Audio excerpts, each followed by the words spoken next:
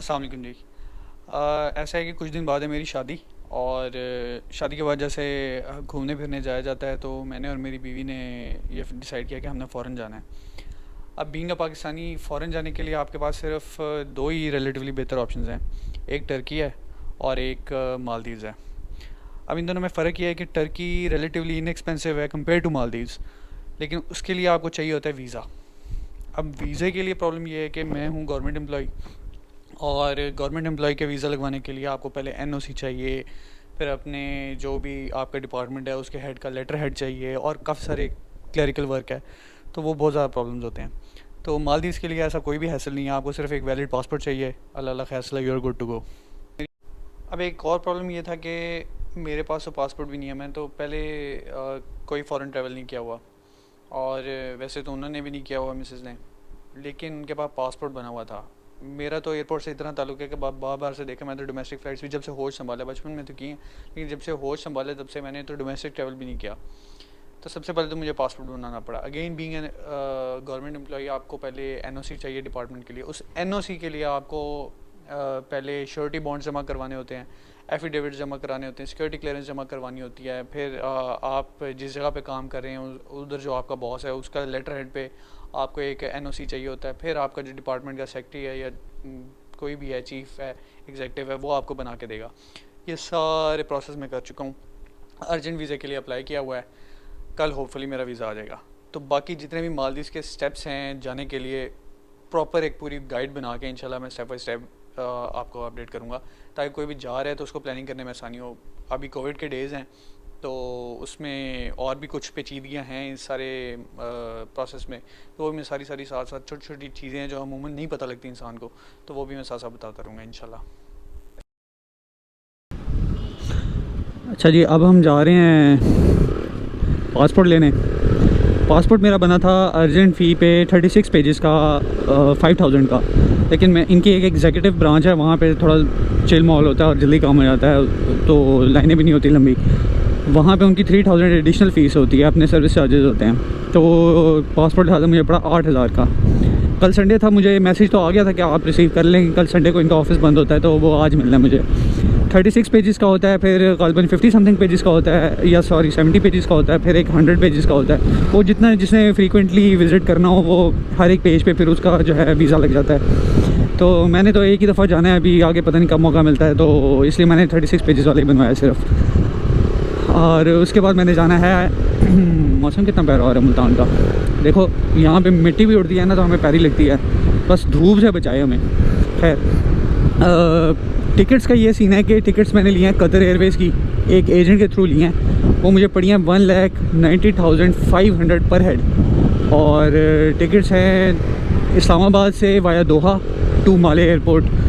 अच्छा, मैंने ना कोई हफ़्ता डेढ़ हफ़्ता पहले टिकट्स देखी थी, वो मुझे इस्लामाबाद लाहौर से मिल रही थी 1,60,000 की।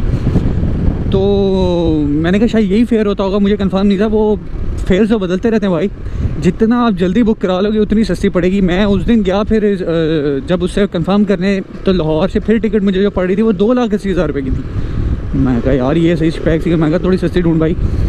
तो उसने फिर एक एमिरेट्स की ढूंढ के दी, वो वाया कराची थी, वो 1,40,000 की पड़ रही थी। लेकिन कराची का ना, मैं उस तरफ डाइवर्ट नहीं होना चाह रहा था, क्योंकि डोमेस्टिक फ़्लाइट लेके पहले कराची जाना पड़ना था, फिर वहाँ से आगे ट्रैवलिंग थी। लेकिन मुझे ये था कि डोमेस्टिक फ़्लाइट्स का इशू ही रहता है कि बाज़ का डिले हो जाती है, पता ना खासा कोई रोला रप्पा हो गया तो ट्रिप तो बढ़ गया। इसलिए मैंने कहा कि इस्लामाबाद मेरे लिए ज़्यादा फिजिबल है, वहाँ पे मैं एक दिन पहले पहुँच जाऊँगा। अच्छा, अब एक इसका मुझे और इशू आ रहा है कि वापसी पे जो दोहा एयरपोर्ट पे स्टे है ना, वो तकरीबन 18-20 घंटे का है। लेकिन वहाँ पे ना एयरपोर्ट के अंदर ही होटल्स बने हुए हैं, एक तो ख़ास तौर पे बना हुआ है, वो भी मैं बुक कर लूँगा, तो वो आप वहाँ पे स्टे कर सकते हैं। वो और इसके हिसाब से भी आपको मिल जाता है, फुल डे के हिसाब से भी मिल जाता है। और उसके भी कोई $300 है एडिशनल फटी पड़ेगी मुझे इस वजह से। कराची वाले में कोई वो दरमियान में ट्रांजिट टाइम ज़्यादा नहीं था, लेकिन अगेन वही मसला था कि कराची में जाना नहीं चाहता था, वो थोड़ा ज़्यादा हैसल हो जाता। आज तो मुल्तान मिट्टो मिट हुआ पड़ा होगा। मुल्तान में डस्ट स्टॉर्म कभी कभी आता है, वैसे तो मिट्टी रहती है यहाँ पे, लेकिन जब इस तरह का स्टॉर्म आए तो फिर तो ऐसी की तैसी हो जाती है ना घरों की। अभी वैसे ही मेरे घर शादी का माहौल है। आज नान के छागे लेके आ रहे हैं, एक होता है रिवाज हमारे यहाँ, नान के तोहफे तारीफ लेके आते हैं मेहंदी से 2-3 दिन पहले। तो आएंगे और घर हमारा मिट्टो मिट हुआ पड़ा होगा। चलो अल्लाह मालिक है। इससे ये है कि टेम्परेचर बेहतर हो जाता है, अदरवाइज़ तो धूप में ऐसी की तैसी हो रही होती है बंदे की। इवन इन अक्टूबर टेम्परेचर तो बेहतर हो जाएगा, लेकिन बाकी सत्यानाश हो जाएगा सारा कुछ। लो जी, टिकटें भी आ गई। एक थोड़ा सा औरंगज़ेब भाई ने डरा दिया था कि एक ना मालदीव्स की गवर्नमेंट की वेबसाइट है, वहाँ पे ना उन्होंने रिलीज़ लिस्ट दी हुई हैं कि जो सिर्फ ऑथराइज्ड हैं वहाँ पे मालदीव्स में रिजॉर्ट्स के टूरिस्ट आके रह सकते हैं। अदरवाइज़ बाकी किसी की भी बुकिंग हो तो वो आपको एयरपोर्ट वाले ही नहीं जाने देते। अब जो मेरा होटल था और जो आइलैंड था वो दोनों ही उस लिस्ट में नहीं थे। ये तो पड़ गया पंगा, मुझे और टेंशन होगी। मैंने कहा यार मैं तो बुकिंग्स भी करा ली हैं। तो इन्होंने कहा सर देख लें, एक दफ़ा पहले भी ऐसे हुआ कि एक कपल जा रहा था, इस्लामाबाद से ही जा रहा था वो हमारे थ्रू, उनको हमने टिकट्स लेके दी थी, लेकिन उन्होंने ना वो नहीं किया था बुकिंग्स वगैरह, उन्होंने कहा था हम खुद करा लेंगे। तो इस्लामाबाद एयरपोर्ट पे जाके उन्होंने उन्हें रोक लिया था और नहीं जाने दे रहे थे।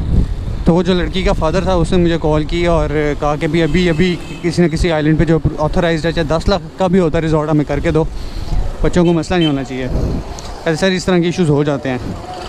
खैर फिर मैं ढूंढता रहा ऑनलाइन, उनकी वेबसाइट ना असल में अपडेटेड नहीं थी। मैंने तो वो होटल वालों को भी bookings.com पे मैसेजेस कर दिए थे कि जी आपका तो अप्रूव्ड ही नहीं है, आप क्यों बुकिंग्स ले रहे हैं। लेकिन बाद में वो मुझे एक यार क्या मुसीबत है, एक वेबसाइट पे ना मालदीव्स की उनकी अपडेटेड लिस्ट मिल गई। वो 10 अक्टूबर को अपडेट हुई थी। उसमें शुक्र है वो होटल भी था और वो आइलैंड भी था। तो वो मैंने औरंगज़ेब भाई को भेजी, उन्होंने फिर उसकी ना एक कॉपी भी उस लिस्ट की मुझे रेलेवेंट पेजेस की निकाल के मुझे दे दी कि जी आप एयरपोर्ट पे ये भी दिखा दीजिएगा।